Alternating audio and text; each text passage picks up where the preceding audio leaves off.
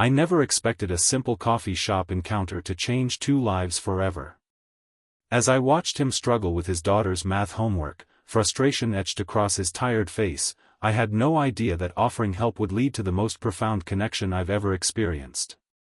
If you've ever wondered whether small acts of kindness can truly heal broken hearts, stay with me until the end. I promise, this story might just restore your faith in second chances.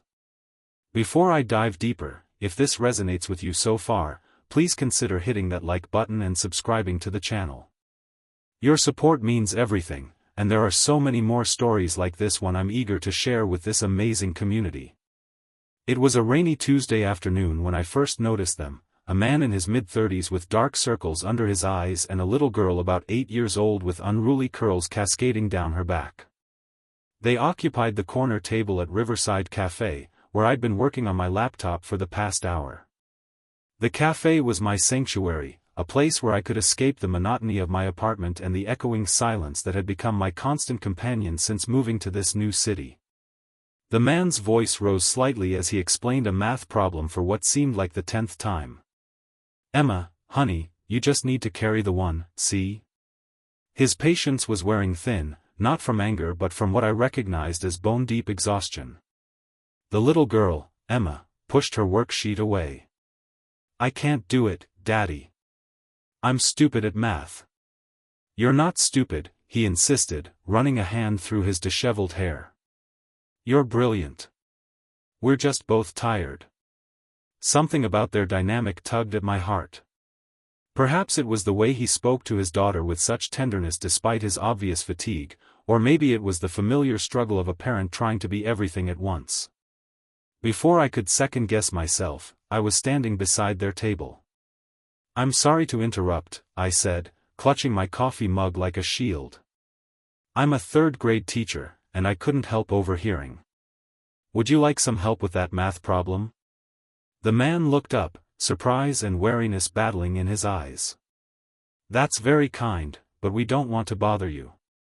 Emma, however, had other ideas. "Are you really a teacher? Can you make math not scary?" I laughed, setting my mug down. "I can certainly try. May I?" I gestured to the empty chair. The man hesitated before nodding. "I'm Daniel. This is Emma." "I'm Olivia," I replied, sliding into the seat. "Now, let's see what we're working with here." What was meant to be a quick math lesson turned into an hour-long session.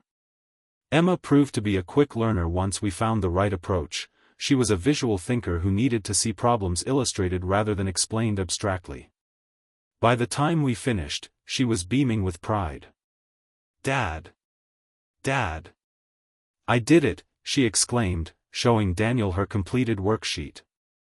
The transformation in his face was immediate: relief, gratitude, and something else I couldn't quite name.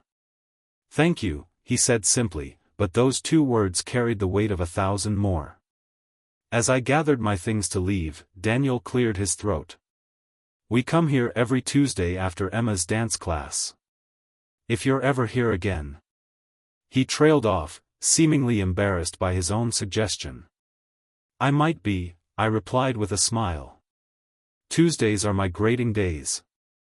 That chance encounter became a weekly ritual. I would help Emma with her homework while Daniel caught up on emails or simply enjoyed a rare moment of respite.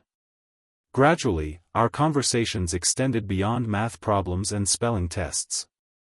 I learned that Daniel had lost his wife, Sarah, to cancer 3 years ago, leaving him to raise Emma alone. He was an architect who had scaled back his hours to be more present for his daughter, a decision that had both financial and emotional consequences.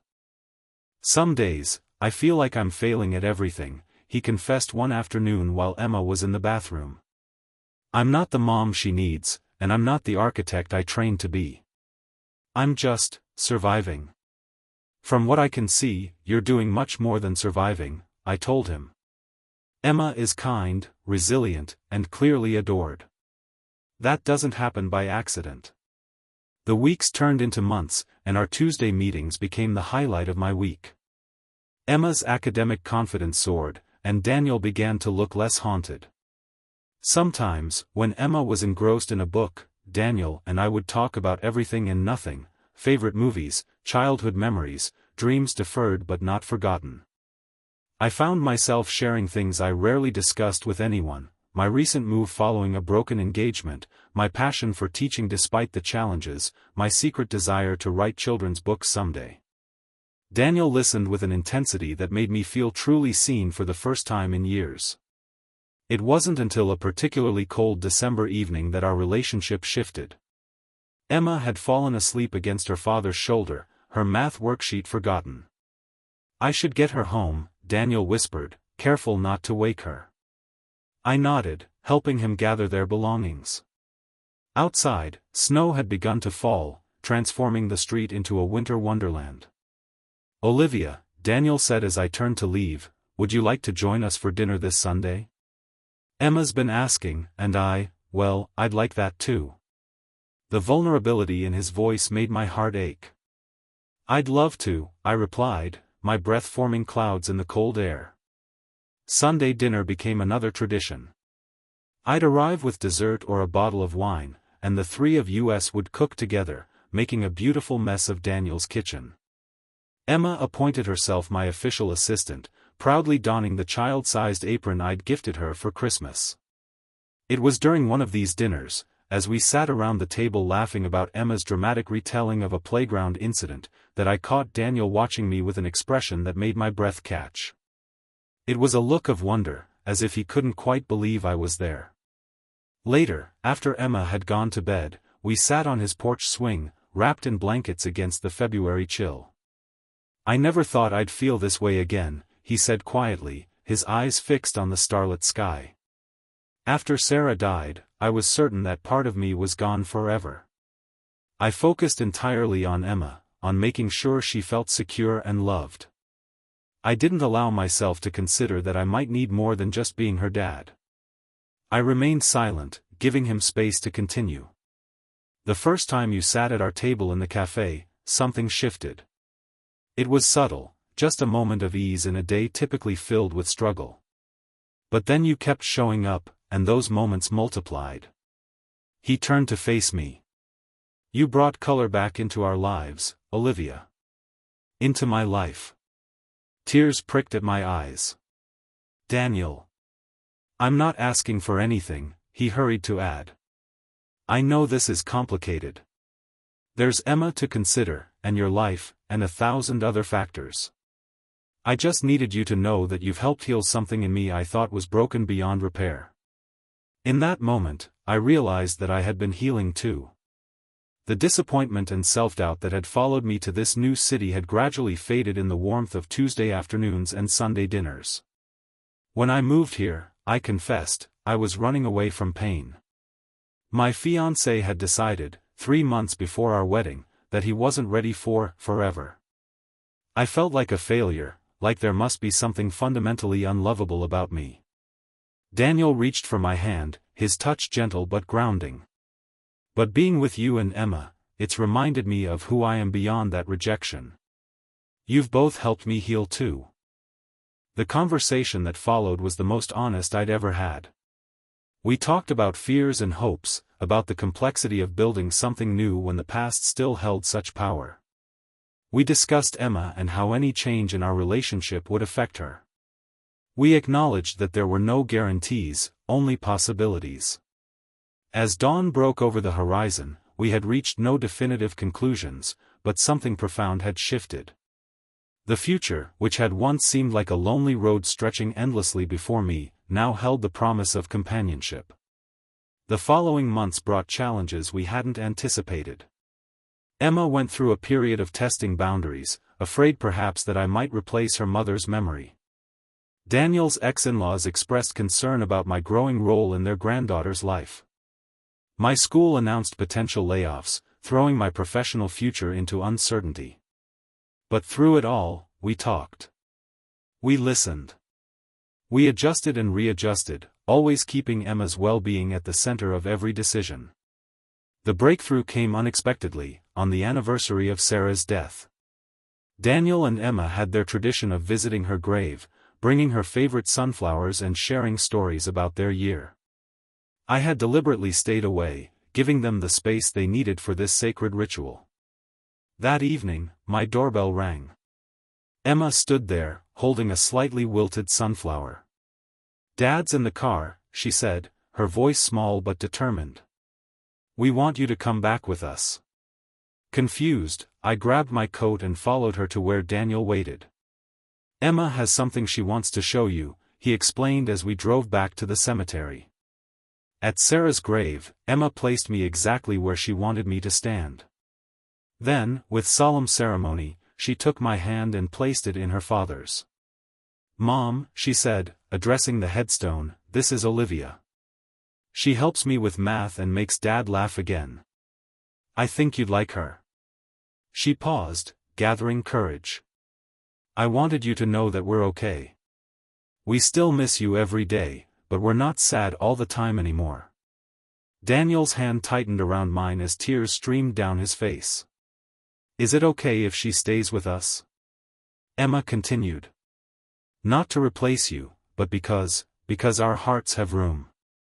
In that moment, standing before the physical reminder of a woman I would never meet but whose legacy lived on in the two people I had come to love, I understood the true meaning of healing. It wasn't about erasing pain or forgetting what came before. It was about making space for new joy alongside cherished memories. That night, as we drove home in contemplative silence, Emma fell asleep in the back seat. At a red light, Daniel turned to me. "That conversation," he said softly, "the one Emma had with Sarah. I'll never forget it as long as I live. It was her way of giving permission, to herself, to me, to all of us, to move forward." "She's extraordinary," I whispered, glancing back at her sleeping form. "She takes after her mother that way," Daniel replied. Then, after a pause, "and she's learning new kinds of strength from you." 6 months later, I moved into their home. We converted the spare room into a study where I could work on the children's book I had finally begun writing.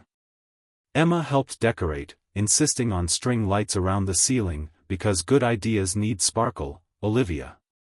Our life together wasn't perfect. We had disagreements about discipline, household chores, and how much screen time was appropriate. Daniel sometimes retreated into himself when grief resurfaced unexpectedly. I occasionally felt overwhelmed by the instant family I had joined. Emma had days when she tested every boundary and questioned my place in their lives. But we had learned the most important lesson: healing happens in conversation, in the willingness to speak honestly and listen deeply, even when it's uncomfortable. Every challenge became an opportunity to strengthen the bonds between us. On a sunny Tuesday afternoon, exactly 2 years after our first meeting, we returned to Riverside Café. Emma, now 10 and considerably more confident in her academic abilities, brought her science project to show me. As she enthusiastically explained the water cycle, Daniel reached across the table and took my hand. "I've been thinking about that conversation at Sarah's grave," he said when Emma paused for breath. "About hearts having room." I nodded, remembering the profound simplicity of Emma's words. "My heart has room for one more thing," he continued, reaching into his pocket. "If yours does too." The small velvet box he placed between us caused Emma to gasp dramatically. "Dad! Is that what I think it is? Did you ask her yet?" "You're supposed to ask first." Daniel laughed, the sound free and unburdened in a way it hadn't been when we first met. "I'm getting there, Em." He opened the box to reveal a simple but elegant ring.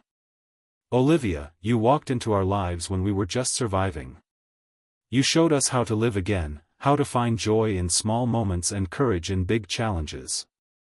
Will you make it official? Will you marry me?" Emma bounced in her seat, barely containing her excitement. "Say yes. Say yes." Through tears of joy, I nodded. "Yes. To both of you, yes."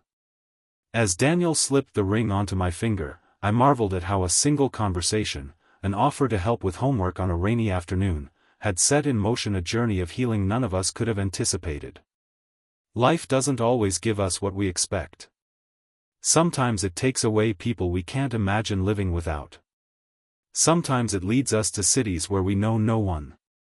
Sometimes it brings us to coffee shops where a frustrated father and a curious daughter are struggling with multiplication. And sometimes, if we're brave enough to start a conversation, it gives us second chances at love, at family, at wholeness. That's the message I want to leave you with today.